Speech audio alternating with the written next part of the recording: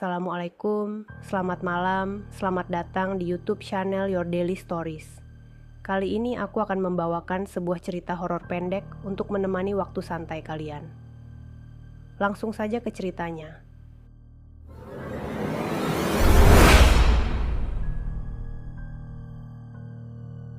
Cerita ketiga, Rumah Tua.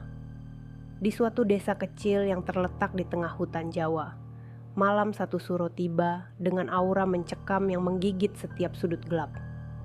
Penduduk desa mengenal legenda yang berkembang dari generasi ke generasi tentang kehadiran makhluk halus pada malam tersebut. Namun, ada satu rumah tua di pinggiran desa yang selalu menjadi pusat perhatian saat malam satu suro datang. Rumah itu terkenal angker, ditinggalkan sejak lama setelah pemiliknya yang kaya raya meninggal secara misterius pada malam satu suro puluhan tahun yang lalu. Orang-orang desa berbicara tentang suara-suara aneh yang terdengar dari dalam rumah di malam-malam tertentu, dan cahaya samar yang terlihat melalui jendela-jendela yang kusam.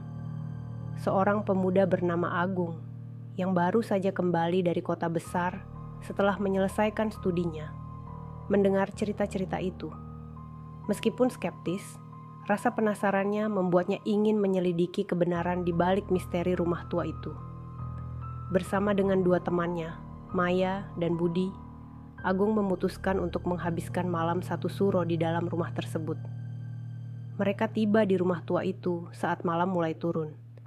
Udara terasa dingin dan gelap, hanya diterangi oleh cahaya bulan yang samar-samar. Agung memasuki rumah pertama kali, diikuti oleh Maya dan Budi. Suasana di dalam begitu suram, dengan debu dan keheningan yang menyelubungi setiap sudut ruangan. Mereka merasa ada sesuatu yang mengawasi mereka, meskipun tidak ada yang terlihat. Ketika malam semakin larut, kejadian-kejadian aneh mulai terjadi. Mereka mendengar suara langkah kaki di lantai atas, padahal tidak ada yang mereka lihat. Lampu-lampu di dalam rumah secara misterius menyala dan padam sendiri, serta bayangan-bayangan yang melintas dengan cepat di koridor-koridor gelap. Semua ini membuat mereka semakin yakin bahwa ada kekuatan supranatural yang bermain di rumah ini. Maya, yang selalu percaya pada dunia mistis, mulai merasa terganggu oleh kehadiran yang tidak terlihat itu. Ia seringkali merasa seperti ada sesuatu yang menarik-narik rambutnya atau menyentuh punggungnya dengan lembut. Budi, yang biasanya lebih skeptis, mencoba mencari penjelasan rasional untuk semua kejadian itu. Tetapi semakin ia mencoba, semakin ia merasa bahwa ada hal-hal di dunia ini yang tidak dapat dijelaskan oleh ilmu pengetahuan. Agung, di sisi lain, merasa bahwa rumah tua ini menyimpan rahasia yang besar. Di tengah malam yang sunyi, saat ia sedang duduk sendirian di ruang tengah, ia merasa seolah-olah ada suara bisikan yang memanggil namanya dari dalam dinding. Ketika ia mendekat, ia melihat bayangan sosok yang berdiri di balik jendela kamar yang terbuka.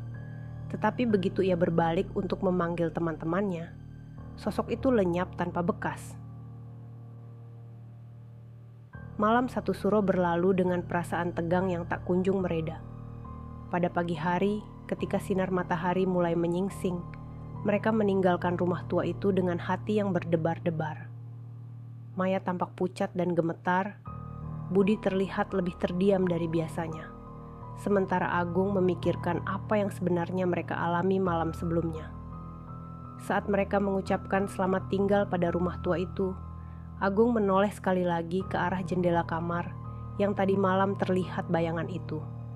Di sana, ia melihat sesosok wanita tua dengan rambut panjang tergerai, memandanginya dengan mata yang kosong, namun penuh dengan keheningan yang menyayat hati.